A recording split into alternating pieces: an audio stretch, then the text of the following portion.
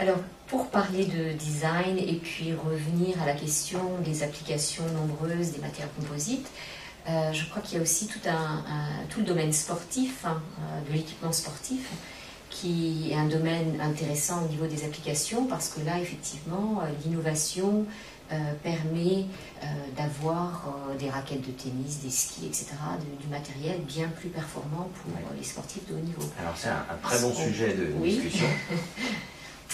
Alors, la première chose que je dirais, c'est qu'il y a un aspect très mercantile derrière ça. C'est-à-dire qu'une raquette de tennis sur laquelle on voit des pièces en carbone, aussi jolies que certaines qu'on a vues tout à l'heure, on se dit tout de suite qu'on a quand même une belle raquette, on va sûrement jouer mieux, etc. Donc il y a cet effet psychologique, comme la cabine de douche qui est brillante. Et on va être plus propre aussi. Exactement. Grâce à ça, oui. Donc il y a cet effet qu'il ne faut pas négliger. Et quand on a une voiture, même de sport, avec une baguette, comme je vous ai montré aussi tout à l'heure, avec un joli look, ça donne de la valeur que l'on a, nous, quand on possède le bien, mais qui est valorisé, c'est ce qu'à le dire en euros, par celui qui vend. Donc il ne faut pas se leurrer, il y a beaucoup de cet effet-là. Maintenant, on s'aperçoit quand même qu'il y a beaucoup de sports qui profitent de ça. Je parlerai de planche à voile, de surf, de mâts en carbone sur des planches à voile, etc. Et on voit bien la différence entre une planche comme on avait il y a 15 ou 20 ans, où le mât était encore en bois ou autre, donc qui était très lourd et qui risquait de casser, comparé à des matériaux innovants maintenant, dont l'orientation est bien calculée, donc c'est vraiment résistant aux bons endroits, c'est facile à porter, c'est raide, donc les sportifs de haut niveau trouvent que c'est meilleur en réaction, donc tous les sports nautiques en profitent.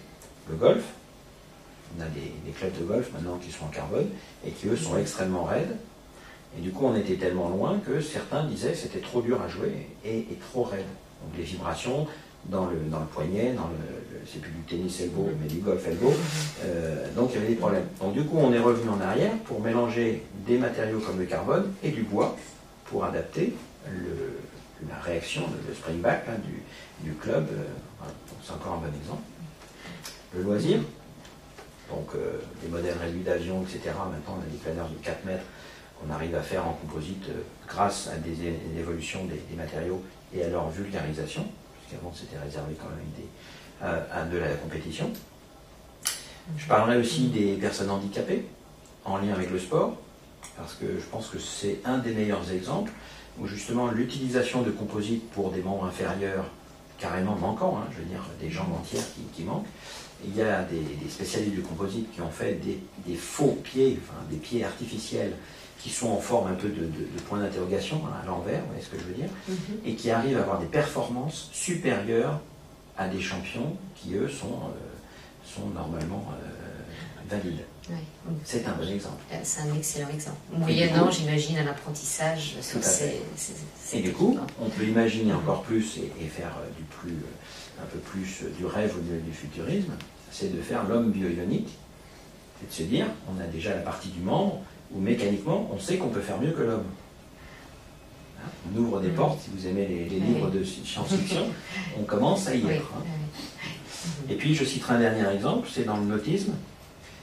Quand on fait de la voile, on est proche de la nature, on souhaite plutôt faire du green, du vert et du naturel. Ça, c'est une poulie d'une marque connue, dont je ne citerai pas le nom, qui fait de la compétition et qui s'est permis d'incorporer des matériaux composites qui sont à base de fibres de verre et de résine thermoplastique pour faire des pièces qui sont aussi performantes que les pièces habituelles, sauf que cette pièce, alors pas à l'intérieur mais à l'extérieur, est complètement recyclable. Donc du coup, pour revenir à ta question, on peut aussi améliorer des loisirs ou des démarches même personnelles avec des matériaux composites parce qu'elles ont ce côté recyclable. Et je pense qu'il faut se soucier aussi de ce qui va se passer dans la planète dans quelques dizaines d'années. Donc les tendances au niveau de la recherche pour les matériaux composites sont des tendances écologiques et on essaye de privilégier les matériaux recyclables. Je pense qu'il y a une dirais un petit peu différemment.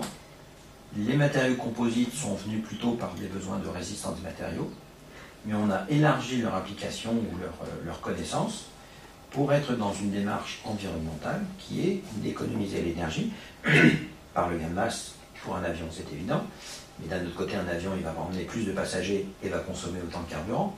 donc finalement ça se discute, et sur les matériaux eux-mêmes, pour que des résines qui jusque-là n'étaient pas réutilisables ou même difficilement destructibles, deviennent des matériaux recyclables. Donc on a vraiment cette démarche verte, sachant qu'après, à nouveau, si on parle de PME ou de gens qui font du business avec ça, ça devient un argument de vente de se dire j'utilise telle pièce ou telle autre, de l'extérieur ça ne se voit pas, sauf que celle-ci à la vente elle a une grosse étiquette en disant 80% recyclable, au même prix que achète laquelle.